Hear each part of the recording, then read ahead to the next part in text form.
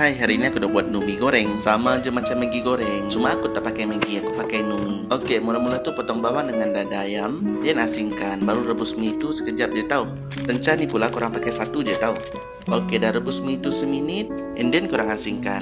Oke, tumis bahan tadi. Tumis bawang sampai naik bau, baru letak ayam. Lepas tu campur gochujang, pakai cili buah pun boleh. Dah tu baru masukkan sedikit air, and then tambah lagi dengan sos tiram sikit. Biarkan dia sampai mendidih, baru letak perencah tu. Dah agak-agak pekat sikit macam tu, letak satu biji telur, lepas tu gaul, and then masukkan mie, lepas tu gorenglah garing-garing. Dah siap, macam tu je. Ni kalau malam-malam rasa lapar, bolehlah masak ni. Simple je kan, kita boleh buat selalu lah, nanti naik berat badan. So kalau aku biasa makan, aku kena tabur dengan bawang goreng sikit, baru terangkat lagi rasa dia. Jadi macam ni lah rupa dia. Aku nak try saat bismillah.